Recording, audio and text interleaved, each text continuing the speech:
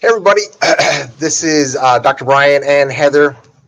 We are pre-recording this. So that should not stop you from asking us questions, though, okay? Because I promise we will be paying attention to this. And so if there are any questions that come through, we will be sure to answer them. So if something comes up, you're like, hey, I want to know more about that, or could you clarify that point? Even though we may not be here live at the moment it's playing, we will still come back and clarify, whether it be through a message or in the next video. But we just had Thanksgiving, and I hope you all had a wonderful and safe Thanksgiving. I ate way too much, but it was amazing, and I loved it.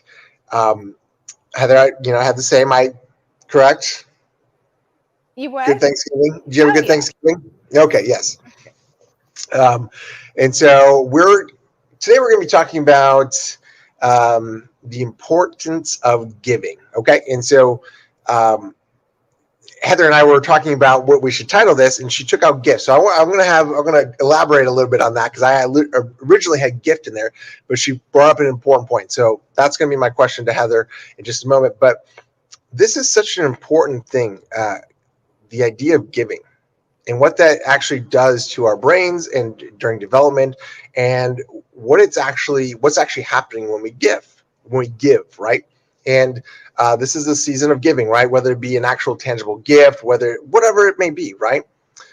This is the season. And so there's actually some really important neurological things that we can reinforce or encourage with giving. And so I want to jump into that. But Heather brought up the point of just taking out gift, and I love that idea. I thought it was a little catchy with gift giving, but she brought up an amazing point, as Heather always does. So let's jump into that. Heather, let's talk about this. Giving. Why is it important for us to encourage and develop that in our kiddos, and even in ourselves, right? So even in ourselves, but why is it so important? I mean, the very things that can make gratitude difficult, especially for kids with neurodevelopmental struggles or little ones who aren't neurologically ready for that yet, can also be fostered in the act of giving, and then that cultivates gratitude. Sometimes we have all these kids who have emotional dysregulation issues, and it is much more difficult to down-regulate those emotions than it is to up-regulate pro-social emotions like giving. So it decreases stress. And when I am giving, it also makes me start realizing, wow, what was the intention behind Brian's generosity to me? What was the cost to him? Like that was a sacrifice in what way, whether it was time or whatever, thoughtfulness, putting your thoughts to something. And how did it benefit me? Now I am more, I know what my intent was when I did something for Brian, and I know that it took up a Saturday, but it was worth, or whatever. I'm just making this up. And then Brian is grateful and tells me not just thank you, but how much it meant to him and why. And this is how it meant something to him. And so it is when we give, we start realizing, not just take for granted, here's a box, open it. Or somebody mowed that person my lawn because I broke my leg. So what? That was nice. No, I do things for other people, and I know that I gave up something else, but I cared about how it would benefit that person. We're talking about perspective taking, cognitive flexibility, theory of mind, where you can really put yourself into his shoes and start realizing that what went into that gift of time. And the reason I talked to Brian about leaving out the word gift is not because we're not going to talk about that, but because there are many ways we can be generous beyond giving a gift. It can be that we donate time to an altruistic cause. So many different ways we can give our expertise to a board that would benefit, things like that. And for children, they may feel intimidated. I don't have money, so I can't do gifts, and they get, or they don't like making gifts. They got to know that there's a lot of other ways to give, but it just opens up so many social emotional abilities. It improves physical health. It improves the gratitude generosity link. It improves heart rate variability, immune function. It lights up the nucleus accumbens, which is the interface between action and between motivation and action. And so thinking important about kids, yeah, so many things. It lights up all kinds of pro-social behaviors. It's so much easier to replace a difficult emotion I don't know how to handle with something positive than it is to down regulate when I don't have that regulation ability. Yes. And so, there's two things I want to talk about here. I love the idea. So when I was, this is the gift giving season. So that's kind of why I brought up gifts. But, Heather brought up such an amazing point there. I have a soon to be 4-year-old and 5-year-old, right? And so there's so many different gifts, but there's also just different ways of giving, right? Like, so we don't want to box them into, we need to go to a store to get them something, right? Like they can make something. Like they're making their grandparents calendars this year, right? So they're coloring and doing all this stuff for them, right? And so I love the idea of broadening it because, we all, we're just so indoctrinated with commercials and everything else. Like we got to go buy something, but the idea of giving, right? It just is amazing, right? You don't have to go spend tangible money. You can create something. My daughter Tinsley, she loves to create stuff, and so she loves to give them away too, and we love to incorporate that. But one of the things that I most appreciate about, sorry, Alexa's alerting me that I have another Amazon package that I love about this idea is, and what we try to incorporate in our own kids is the idea that how does this impact that person's life for better, right? Like when you give that gift, whether it actually be something you purchased or the card that you made, whatever it may be, like you're giving part of yourself to that other person, right? Like your time, your money, your effort, whatever it may be. And we want our children, I'm trying to encourage our children to, do you think that will make grandma and grandpa happy? Will they like that? And get them thinking about other people and how my interaction with them and my giving impacts them.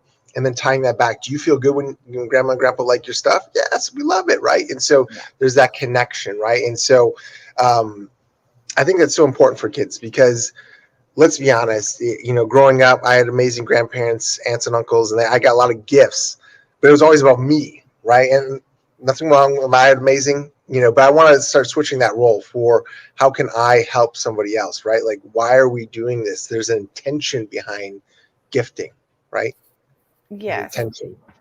Yeah, that is there have been research studies done on the habits of the most grateful people. And I know we're talking about giving, but giving cultivates gratitude. Altruism cultivates gratitude. They're different sides of the same coin and they all nurture one another. But it is that when they give thanks, that they are specific. Think about the cost to the person who gave it. And we're not talking about just money on that. And sharing how it benefited them. They savor experiences. They savor the moment. They are grateful for people, not just things. So that's another thing. And I love what you're talking about doing with your kids. One thing I want to share, because these all do go together, is that when we tell kids to say thank you, we are not teaching them gratitude. We're teaching them a rule, a social nicety. I've learned the rule when you give me something, I say thank you. It's not specific. I didn't consider the cost benefit. But is that a nicety? Okay. But if we force it, and I don't even know why I'm saying it and what that means, because I don't understand the cost, the intent behind it, and how I have the sense of entitlement. There are stages of development where entitlement is a part of development. We definitely need to get out of that when it's time. And there are degrees of that. But that perspective, that cognitive flexibility, that putting yourself into some other shoes, that getting your own self-awareness about how it benefited you on something, and then now it does, the gratitude is genuine. Connective gratitude, even in typical development, isn't there until about age 7. Children may say thank you, and we always want to be nurturing that environment of that. But where they have that level of deeper connection because of it, it's just the brain's not ready for that until roughly the age of 7 in typical development. With teens, sometimes here they are in this stage of, kids at a lot of different ages are wanting to grow autonomy and independence. We talk about that a lot, but that's next level with teens, and it is supposed to be. So imagine that I am trying to help my older child be more grateful, be more generous. And maybe I want to, but now you've told me to. And so now I have these two people on different shoulders. Like, I need to be independent. I also want to be generous. No, but she told me to. So, or now I'm not. And so having kids think of what they want to do, exploring opportunities. A lot of times teens are going through this. They have a very narrow worldview. There is a surge in entitlement that can be made better or worse, depending on doing the right things. But also they're seeking independence. So if we tell them what to do, it might meet resistance. And so have them come up with an idea, look at causes and what benefits them, what strengths do they have that would make the most sense as far as how I can use these abilities in this way to serve others. And altruism begets gratitude, begets generosity. So you can also start with altruism, which is one of the reasons I was thinking about that gift thing specifically with teens. That can really get past some of those roadblocks. Yeah, so we do encourage that that social construct, right? The thank you, but we also try to say, and granted, mine are 3 and 5, so the comprehension, the total comprehension of what we're asking them isn't there, but we're trying to rehearse it now so that it's habitual, right? And what we're saying is, isn't it nice that they thought of you? That they went to the store and they saw this item, or they came across this item and they thought of you. Isn't that nice? And my kids, they probably don't get the whole perspective, right? But they do understand that's imprinting into their brain, right? Into their neurology. 100%. And eventually one day that gear is going to stick. And that's the idea. It's not a lecture. You're not just telling them to say thank you. Right. You are drawing attention to how it made them feel and to what that says about the other person who gave it to them also. And so it's not just say thank you.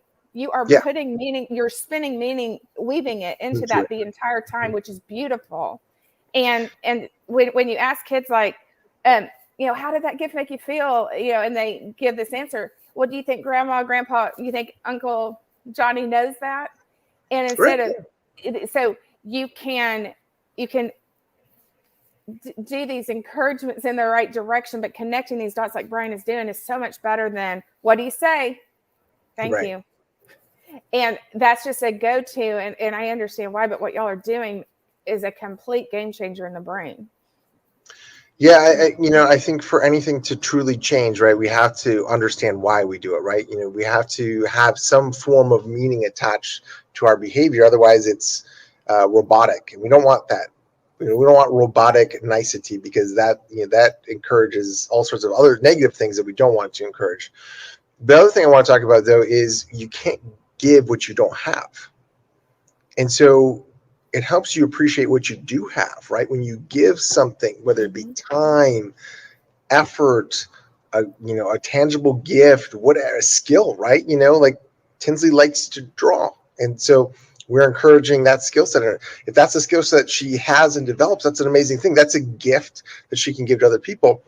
But it's so encouraging to help them understand that that's something they have, right? Like that's very important. You can't give what you don't have. And so there's also that portion of gift giving or giving is, if I don't have this, I can't give it to you. And I think that's an important part of autonomy and appreciation for what you have, and also understanding of just what you have, right? And so a realism in what you have and what you don't have. That's one reason altruism is so powerful is that it garners in kids and adults appreciation for what you have. I can have perspective. It doesn't mean we invalidate the frustrating emotions, but I also have the perspective to be grateful for the good at the same time. And you said something else. I just think I just lost my train of thought. That I was like, oh yes, I gotta. Oh yeah, tied to what you're saying too. Since we kind of keep doing the giving gratitude link here, is one of the habits of the most grateful people, according to research, is that they consider loss. In other words, these people I'm grateful for, this ability, my career, my home, freedom, whatever those things are. but they actually take the time to picture what life would be like without that person, that job, that it, say things it's been stressful at work or something. Well, what would it be like without this job? And they make that a regular practice. And that is a huge gratitude booster. That just goes so nicely with what you said about giving. Yeah. And, this time of year, we're prepping to give some toys that we don't play with to some of the shelters that in the area that we, some of the family shelters. And part of that, we're saying, hey, this is something we have that is not as important to us right now, but we have it, and so we can gift it and make somebody happy or happier. As somebody that doesn't have this privilege of having this for whatever reason, a lot of the families that at some of the shelters, their house burned down or something tragic happened, and so what we're trying to do is incorporate the idea of, hey, we have this, and we can give this to somebody and make them happy because they, for whatever reason, something tragic happened and they don't get this year. That's awesome, and so it, just the idea that you can bless somebody, through your intention, through your thoughts, by saying, I have this and I can share this with you, I think is a beautiful thing. And truly just needed in the world today, right? I mean, we're unfortunately just kind of stuck in a me situation now. And I'm right there with you. So I'm no judgment, but we're trying to, I think the important thing is that we teach our kiddos now the importance of, if I have this and I don't need this or whatever it may be, or I can give this and gift this to somebody is a really good skill set that I want my children to have. Yeah. Yeah, it is. It's just in the research. It's one of the gratitude. Obviously, we know the act of giving obviously can be cultivated because that's like a verb and action. Gratitude, there's all this. Is it a trait? Is it a feeling? Is it an emotion? It can be learned. Yeah, there may be with higher propensity, but there's so much neurology that goes into that.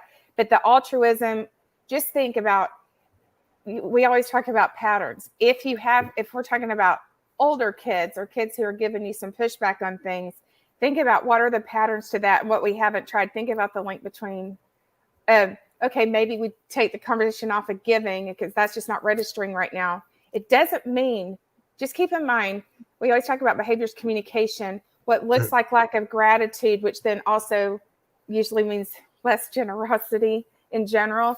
That's not a heart thing. That's usually a brain thing. And so just keep that in mind. But be thinking about these strategies and having a gratitude jar, having them come up with a gratitude practice for the month. And I'm not saying that because it's December. I mean, it could be a monthly thing where it gets changed up. But think about the patterns and what are the roadblocks? Are they feeling their autonomy threatened? Do they lack cognitive flexibility? If so, that's a brain thing. Do they lack the ability to, I'm right, you're wrong on things? Then they also aren't going to have that cost, intention, benefit thing going on in their head. We always talk about thinking about those patterns and getting to the root causes of why this might be a struggle. Yeah, and sorry, there's the thought that I was trying to get through out of my brain and I was not getting out is the idea that it would be so easy for us to take that excess whatever we have and throw it away, right? And so we're also trying to teach them that, hey, you know what, it'd just be so easy. That would be it's cluttering my house, let's get rid of it. But to step back and say, hey, could this benefit somebody else, is a very important skill set. And that's the main drive behind us doing that too, is I want you to step back. I have this gift, or I have this, and by gift, whether it be tangible or non-tangible gift, generically speaking, and I could throw it away, or I could try to benefit somebody else. And I think that's so important because, I want them to stop stepping back and seeing other people and saying, hey, this would be so easy to throw away, it'd be so convenient, but I could help somebody else. And so get them thinking about others is my main goal for that. Sorry, I wanted to emphasize that because I forgot about the throwaway part. So yeah, and sure enough, giving and gratitude lights up the parts of the brain for problem solving, and that is a critical thinking thing. I put up an idea last week is if you are thinking about tangible gifts or not, even homemade ones, have your child be a gift consultant. Yeah, some kids cool. have been so inside themselves and like, I need you to be my gift consultant this year. And they can even come up with interview questions for the person, or they're having to start paying attention to what someone likes and doesn't like. You want to Yeah. talk about growing empathy and starting to understand people better and being more observant about things. And depending on their age and everything, you could even say, we have this much money to spend, and so how many gifts can I get with that? Based on, they could do research, you can work on executive functions, make them feel really useful. But talking about the empathy and starting to notice what other people care about if they're sort of within themselves a bit more than you wish they were. 100%. Love it. I think that was a good summation of what we're trying to do here, right? With this little podcast episode, right? Is, having the idea of gift giving and stepping outside of yourself and recognizing your own gifts and your own talents, and how you can benefit the world is such an important neurological thing that we just need to constantly encourage it, right? And so, because that's something we, as parents, we all can do, right? Or aunts and uncles. I have a nephew. I can do that with my nephew at any given point. And this is a wonderful thing. I love it. Okay. I think we hit this nail on the head. Anything else you want to touch on briefly?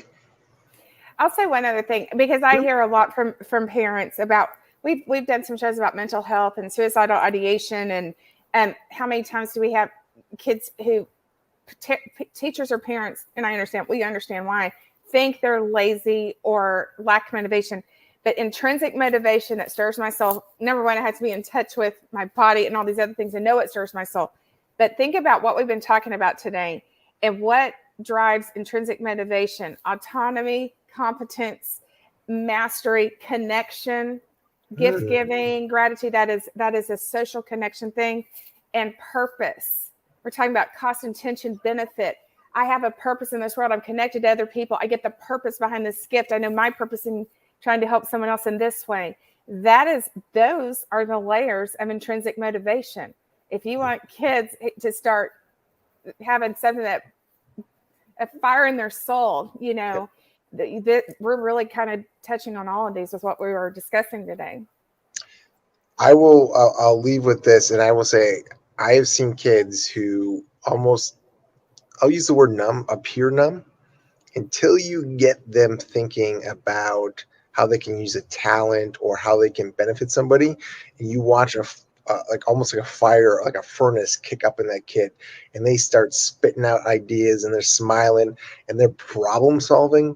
You would think, you'd almost maybe think it was the opposite, right? Like, the idea of giving of yourself and your time and effort would push them back into themselves. No, these kids light up, they get excited about it. That intrinsic motivation starts peaking. And I've seen some kids who I couldn't get a word out of, like, hey, what would be a cool gift to give your parents for Christmas or something, something silly, like ask them a question like that. And they just start spitting out ideas. I'm like, ooh, that brain is firing. And so it's an amazing thing to see. And I strongly encourage us all to keep this practice up. So, yeah. All right. Heather, how do we get more of you and your amazing insight?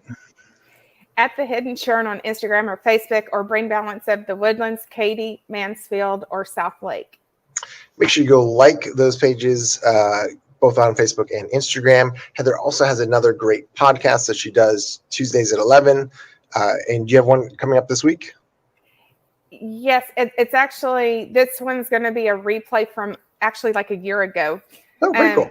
Yeah, stuff with holiday stress, but very specific ideas regarding sensory and organization and what can you say no to, and that kind. It was a real popular show, so we're redoing it. Absolutely should. It's gold. That's. But make sure you watch that. All of those podcasts should be on those pages. You can find those on the regular, but make sure you like those pages. Make sure you tune into that episode. That'll be a great one. I've tuned into them before. They're always very beneficial. I watch to learn as well, people. So make sure you tune in to learn. If you need to get a hold of me, you can reach me at 972-387-4700 or follow me at Dallas Energy Chiropractic on Facebook or Instagram. All right, we will be back next week. I hope this was helpful. And in the idea of gifting, if you think this could help a friend, family member, neighbor, teacher, whoever it may be. Please share this with them because, again, this is about our community. We want to create a community of like-minded people and who are striving for the same things. And we want the best for our community, and we want to share this with the community. So if this could benefit somebody, please share this with them. And again, this was recorded, but we will be looking out. So if you type in a message or you want to know more about something, please comment. We'll be sure to jump on that for you. Okay. All right. We will be back next week. Thanks, Heather. Thanks, Brian. Have a good week, everyone.